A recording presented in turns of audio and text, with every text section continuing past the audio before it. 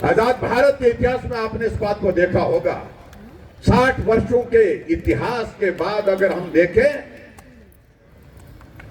लगातार तीसरी बार कोई व्यक्ति प्रधानमंत्री बने हैं तो उसमें नाम अगर आता है तो हमारे नरेंद्र मोदी। आज अगर विश्व के मानचित्र पर हम देखते हैं, भारत का सम्मान ऊंचा हुआ है, भारत की पहचान बनी है। आज कहीं भी विश्व के मानचित्र पर आप देखते हैं, अंतर्राष्ट्रीय मंच पर जहां मोदी जी एक कोने में भी खड़े होते हैं, मंच के एक कोने पर भी खड़े होते हैं, तो दुनिया भर के नेताओं के कदम उस दिशा में चलते हैं जहां मोदी जी खड़े हैं। ये अंतर आया है। 11 साल पहले जब देश की प्रधानमंत्री की बागडोर मोदी जी ने संभाली थी, हम 11वें नंबर पर थे आर्थिक आधार पर, यानी कि इकोनॉमी, हमारी इंडिया की इकोनॉमी जो है वो 11वें नंबर थी। और 11 वर्षों के बाद आप परिवर्तन देखिए, हम 11वें स्थान से 4थे स्थान पर आ गए हैं और 2029 में हम तीसरे स्थान पर पहुंचे। देश स्वाभिमान के साथ आगे बढ़ रहा है। ये हमारे लिए बहुत गर्व की बात है। आज कितनी योजनाएं, किस प्रकार की जनहित की योजना चल रही है जो आदरणीय प्रधानमंत्री जी ने शुरू की। लेकिन इस बात का जिक्र करने के बाद थोड़ा सा दुख इस बात का होता है कि इस देवभूमि हिमाचल प्रदेश में एक ऐसी सरकार व्यवस्था परिवर्तन की बातें करते करते व्यवस्थाओं का जो पतन हुआ है इन 3 वर्ष के कार्यकाल में, मुझे नहीं लगता है कि आज से पहले किसी सरकार ने ये हासिल किसी राज्य का किया होगा। आज आपदा का दौर चला हुआ है। आप कल्पना करिए, जब से सरकार बनी है आपदा ही आपदा है। एक आपदा तो प्राकृतिक होती है जो आदमी के हाथ में नहीं होती है। उस दौर में से भी हम गुजर रहे हैं, लगातार तीसरी साल लगातार आपदा के दौर में से गुजर रहे हैं। और एक आपदा आदमी द्वारा निर्मित होती है, सरकार द्वारा निर्मित होती है।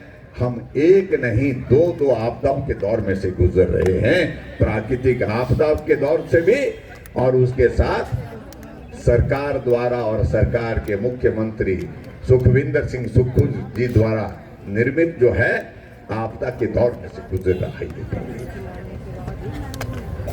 आजकल डिजास्टर एक्ट लगा हुआ है हिमाचल प्रदेश में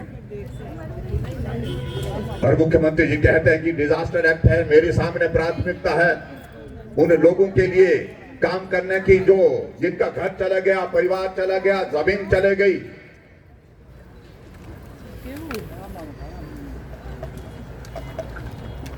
लेकिन क्या सही मायने में आपदा प्रभावित लोगों के लिए काम हो पा रहा है? डिजास्टर एक्ट लगाया है, पंचायत के चुनाव होने थे वो पोस्टपोन कर दिए, स्थगित कर दिए। नगर निगम के चुनाव होने थे वो स्थगित कर दिए, क्योंकि उनको लग रहा है कि अगर चुनाव हो गए तो पोल खुलना चाहिए, इसलिए चुनाव को टाला जा रहा है। आपदा हिमाचल प्रदेश में आई है और मुख्यमंत्री जी बिहार में हैं। ये भी हम देख रहे हैं। एक तरफ से कह रहे हैं कि हम एक एक पल जो है वो आपदा प्रभावित लोगों के लिए मदद करने के लिए काम करना चाहते हैं, और एक तरफ से हिमाचल प्रदेश में आपदा से प्रभावित इलाकों का आप कितना दौरा करके आए। मैं एक दिन देख रहा था, जब आपदा के दौरान वहां पर बिलासपुर में एक घटना घटित हुई, इस मॉनसून के अंतिम दौर में पहाड़ गिर गया, बस के ऊपर गिर गया, 16 लोगों की मौत एक जगह हो गई। कायदे से मुख्यमंत्री को वहां जाना चाहिए था, लेकिन मुख्यमंत्री जी बिहार में जाकर के नारे लगा रहे थे, वोट चोर गद्दी छोड़। 4 लोगों की चिता एक घर से जल गई। लेकिन मुख्यमंत्री के पास समय नहीं था, वो उस वक्त भी बिहार थे। हम गए वहां पर, मुझे मालूम नहीं उसके बाद भी उनका जाना हुआ कि नहीं जाना हुआ। संवेदनहीनता हो गई, ये चिंता का विषय है। और जहां फैसले लेने की बात है कि हम 3 साल के कार्यकाल के अगर फैसलों का आकलन करें, एक भी योजना हिमाचल प्रदेश में आज की तारीख में नहीं है जिस जो योजना लोगों के जहन में है, जो लोगों के जहन के साथ साथ में उनकी जबान पर है, एक भी योजना नहीं। 3 साल का कार्यकाल पूरा बीत गया, जो भारतीय जनता पार्टी की सरकार के समय में जो योजनाएं चल रही है हिमाचल प्रदेश में चल रही है, एक एक को बंद करने का काम किया।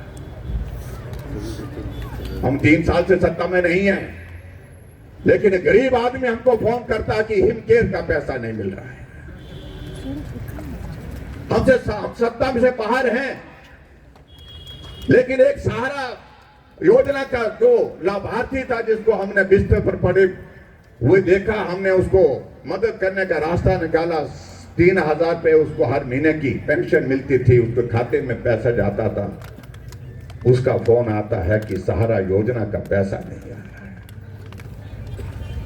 आज हिमाचल प्रदेश में वो नौजवान जिसको हम मुख्यमंत्री स्वावलंबन योजना के अंतर्गत 25% और 35%, बेटियों को 35% जो है वो सब्सिडी दे करके अपना काम खड़ा करने के लिए पैसा देते थे, आज उनकी मदद नहीं हो पा रही है, वो योजना बंद कर दी गई।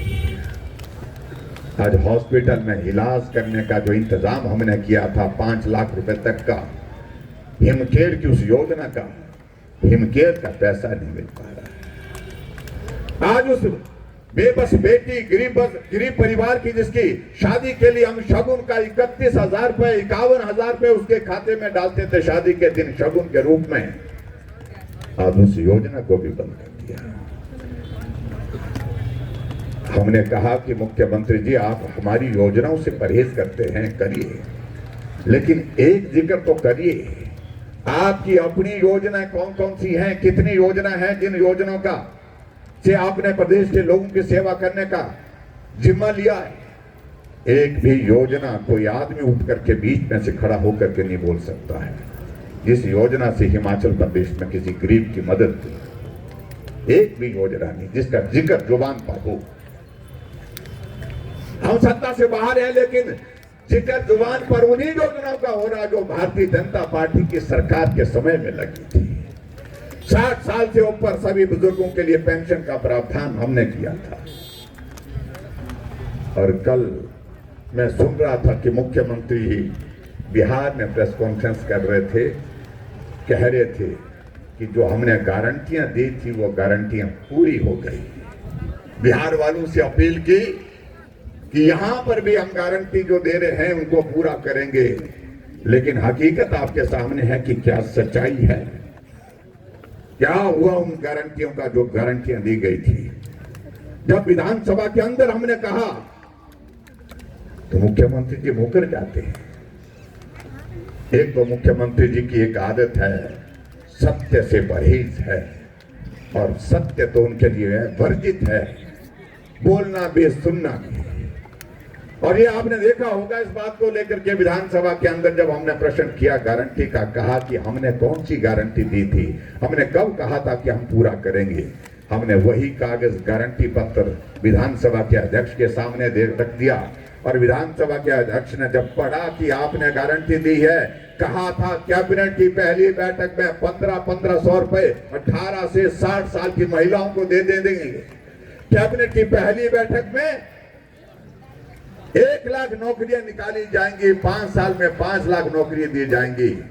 15,000 से ज्यादा जो नौजवान जिनको रोजगार हमने आउटसोर्स में दिया था उनको घर का रास्ता दिखा दिया। और यहां कांगड़ा में आकर के अगर हम बातों का जिक्र करें तो बहुत लंबी बात है। सेंट्रल यूनिवर्सिटी बननी थी, तय हुआ 2 जगह कैंपस बनेगा, धर्मशाला में बनेगा, एक देहरा में बनेगा। देहरा में काम चला, लेकिन धर्मशाला में मात्र 30 करोड़ रुपए जो है कंपनसेटरी एफॉरेस्टेशन का जमा होना था और प्रदेश सरकार का पैसा प्रदेश सरकार के पैसे रहना था। सिर्फ एक डिपार्टमेंट से दूसरे डिपार्टमेंट में वो पैसा जाना था। फाइनेंस से वो जाकर के फॉरेस्ट डिपार्टमेंट में पैसा जमा होना था, लेकिन नहीं दिया, नहीं दिया, नहीं दिया। 3 साल बीत गए। अब उस कैंपस को वहां बंद करके जो है वो योजना बना दी गई है कि वहां पर नहीं बनाएंगे। इन सारी बातों का जवाब देना होगा। आप जमीन की बातें कह रहे हैं, 118 की बातें कह रहे हैं। ये हिमाचल प्रदेश के इतिहास में पहली बार जब 118 को भी डाइल्यूट करके जो है ऐसा प्रयास किया जा रहा है ताकि हिमाचल प्रदेश की जमीनों को बेचा जा सके। तैयारियां कर चल पड़ी है तैयारियां। बाहर के लोग आएंगे, जमीन खरीदेंगे और जमीन खरीदने के बाद हमारे हिमाचल के लोग उनको जमीन बेच देंगे, बाद में उनके पास ही नौकरी करते रहेंगे। ये सोच हमारी वर्तमान सरकार की है। पूरा हिमाचल सेल पर हो गया। 16 यूनिट टूरिज्म के बेचने की फैसला कर दिया। और आगे तो आगे पालमपुर में एग्रीकल्चर यूनिवर्सिटी है जो कांगड़ा का एक बहुत प्रतिष्ठित स्थान है, उसकी सैकड़ों बीघा जमीन जो है वो किसी प्राइवेट व्यक्ति को बेचने की तैयारी चल रही है। आंदोलन किया लोगों ने, उन्होंने कहा कि नहीं, इसका हम बर्दाश्त नहीं करेंगे। भारतीय जनता पार्टी ने विधानसभा के अंदर इस मामले को उठाया और विधानसभा के अंदर उठाने के साथ साथ में कुछ लोग हाई कोर्ट में गए, तब जाकर के रुका है। अन्यथा पालमपुर एग्रीकल्चर जमीन की जो यूनिवर्सिटी की जमीन भी जो है वो बेच रहे हैं। हिमाचल और सेज की अगर सबसे बड़ा उदाहरण अगर देखने को मिला जाए। मैं अगर आगे बढ़कर के बात कहूं, आजकल पूरे देश भर में एक शोर डाला हुआ है, वोट चोर गद्दी छोड़। किसको बोल रहे हैं आप? अरे वोट चोर की शुरुआत तो तब किए थे जब भारत आजाद हुआ था। सरदार वल्लभ भाई पटेल जी को 15 वोट मिले थे और नेहरू जी को 1 वोट पड़ा था। उसके बावजूद भी नेहरू को देश का प्रधानमंत्री बनाया, सरदार वल्लभ भाई पटेल को नहीं बनाया।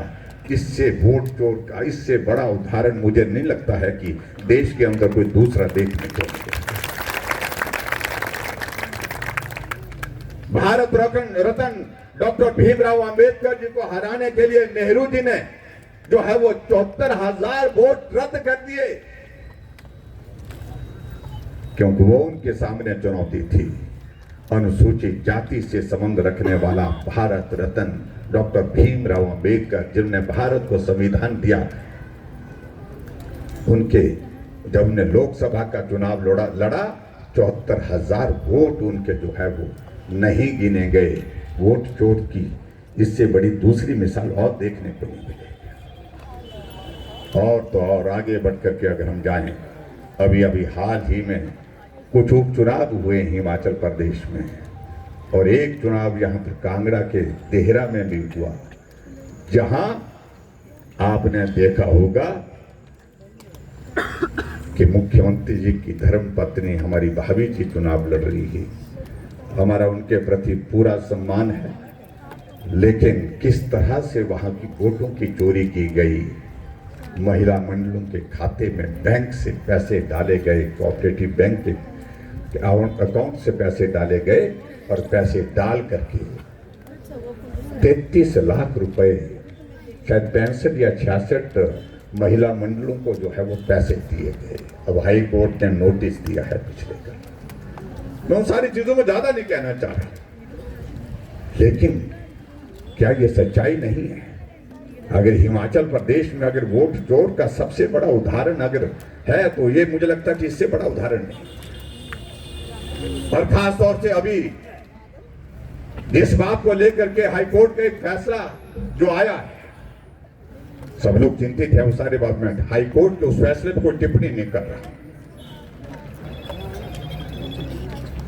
इस प्रदेश के अंदर बहुत सारे लोगों के घर, जमीन, कहीं थोड़े बहुत सरकारी जमीन पर चले गए। और कोर्ट के फैसले के अनुसार उस सारी जमीन पर जो है आपका अधिकार नहीं है, जिनका घर है चाहे जिनकी जमीन है, उन सारी चीजों को लेकर के प्रदेश सरकार को लड़ाई लड़नी चाहिए थी और प्रदेश सरकार ने हाथ खड़े कर दिए। सुप्रीम कोर्ट में जाना चाहिए था, लोगों का पक्ष रखना चाहिए था। इस छोटे से हिमाचल प्रदेश में छोटी छोटी जमीनें हैं, छोटे छोटे घर हैं। अगर घर भी चला जाएगा, वो जमीन भी चले जाएगी, तो आखिर वो लोग कहां जाएंगे? भारतीय जनता पार्टी ने सारी बात का संज्ञान लिया है और एक कमेटी हमने कॉन्स्टिट्यूट की है। हम उसको लीगली भी एग्जामिन कर रहे हैं, किस तरह से उस सारी चीज में अपना पक्ष रखा जा सकता है, लोगों का पक्ष रखा जा सकता है। भाई सुधीर शर्मा जी उस बात का जिक्र कर रहे थे जिस कमेटी में ये सारा लोग सब लोग देख रहे हैं। हम निश्चित रूप से हम प्रयत्न करेंगे, प्रयास करेंगे कानूनी तरीके से किस प्रकार से रास्ता निकल सकता है ताकि गरीब आदमी की जमीन भी बची रहे, गरीब आदमी का वो घर भी बचा रहे। इस बात के लिए हम प्रयत्न करेंगे। ये बहुत सारी चीजें हैं वो सरकार को कोई लेना देना नहीं। आज हिमाचल प्रदेश में आपदा के इस दौर में हिमाचल को ऐसे छोड़ दिया गया है, सड़कें टूटी हैं तो टूटी हैं, पानी की स्कीमें बंद हुई है तो बंद हुई, कोई लेना देना नहीं। लेकिन भाई और बहनों में इतना जरूर कहना चाहता हूं, वक्त आ रहा है, बहुत जल्दी आ रहा है। 3 वर्ष बीत गए, 2 वर्ष बाकी बचे हैं और वो 2 वर्ष भी पूरे होंगे नहीं होंगे इस पर भी प्रश्न खड़ा है।